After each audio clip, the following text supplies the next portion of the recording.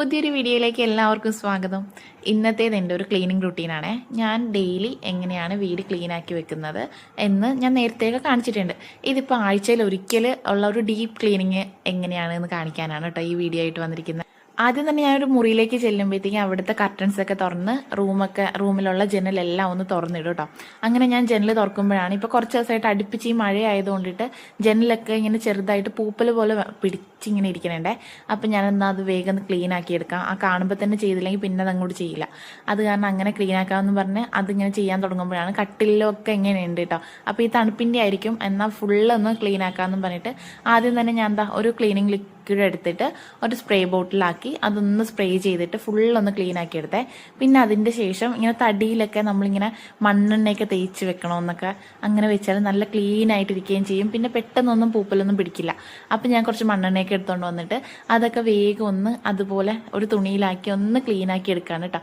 അപ്പോൾ ജനലിൽ കമ്പിയിലും ഒക്കെ ഇങ്ങനെ ഉണ്ടേ. അപ്പം മൊത്തം ഒന്ന് ക്ലീൻ ആക്കി എടുക്കാം. കുറേ സമയമെടുത്ത് വേണം ചെയ്യാനായിട്ട്. എന്ന് വെച്ചാൽ ഓരോ സ്ഥലത്ത് ഇങ്ങനെ മൈന്യൂട്ടായിട്ട് നമ്മൾ കാണാതെ പോലും ശ്രദ്ധിക്കാതെ പോലും ഇരിക്കുന്ന ഭാഗത്തൊക്കെ ഇങ്ങനെ ആകെ മോശമായിരിക്കുന്നുണ്ട്. അപ്പം ഇപ്പം ഒരുമിച്ച് അങ്ങോട്ട് ചെയ്താൽ ആ പണി അങ്ങനെ തീരുമല്ലോ എന്ന് ഓർത്തിട്ട് അങ്ങനെ ചെയ്യാണ് കേട്ടോ. അപ്പം അതെല്ലാം ക്ലീനാക്കി എടുത്തിട്ട് ഇനി ഇതാ ബെഡ്ഷീറ്റൊക്കെ മാറ്റി ഇനി ഒന്ന് തൂക്കാനായിട്ട് പോവാണ് കേട്ടോ.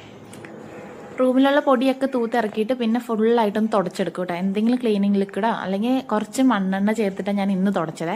അപ്പോൾ ഈ പൂപ്പലൊക്കെ എന്തെങ്കിലുമൊക്കെ അവിടെ ഇവിടെയൊക്കെ ഉണ്ടെങ്കിൽ ഈ മണ്ണെണ്ണ ചെല്ലുമ്പോഴത്തേക്ക് അതൊക്കെ പോകും. അപ്പം ഇതിന് നല്ല ഗ്ലേസിങ് ഉണ്ടാവും കേട്ടോ നമ്മുടെ ടൈലിനൊക്കെ. അപ്പം ഞാൻ ഇങ്ങനെ മണ്ണെണ്ണ ഒഴിച്ചിട്ടാണ് ഫുള്ളൊന്ന് തുടച്ചെടുത്തത്. എന്നിട്ട് എന്തെങ്കിലും ലിക്വിഡ് ഇട്ട് ഒന്നുകൂടി തുടച്ചെടുക്കുക.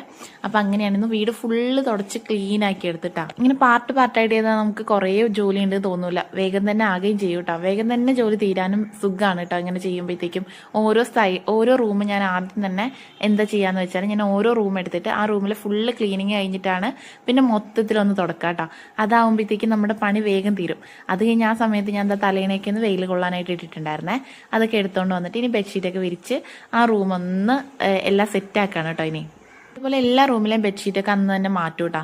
ഈ ക്ലീനിങ്ങിൻ്റെ ദിവസമാണ് എല്ലാ ബെഡ്ഷീറ്റും മാറ്റി എല്ലാ പുതിയ ബെഡ്ഷീറ്റൊക്കെ വിരിച്ചിടുക കേട്ടോ. പുതിയെന്ന് പറഞ്ഞാൽ ഇരിക്കുന്ന ബെഡ്ഷീറ്റുകളൊക്കെ എടുത്ത് വിരിച്ച് റൂമൊക്കെ ഒന്ന് ക്ലീൻ ആക്കുമ്പോഴത്തേക്കും പിന്നെ ആ ഒരാഴ്ച അങ്ങനെ മതി കേട്ടോ. അത് കഴിഞ്ഞിട്ട് ലാസ്റ്റായിട്ട് എനിക്ക് ചെയ്യുന്ന ഒരു കാര്യം എന്ന് പറഞ്ഞാൽ എനിക്ക് ഏറ്റവും ഇഷ്ടമുള്ള അല്ലെങ്കിൽ ആ റൂം യൂസ് ചെയ്യുന്നവരുടെ ഫേവറേറ്റ് ആയിട്ടുള്ള എന്തെങ്കിലും പെർഫ്യൂം ഉണ്ടെങ്കിൽ അത് ആ റൂമിൽ ബെഡ്ഷീറ്റിലൊക്കെ ഇന്ന് സ്പ്രേ ചെയ്യും.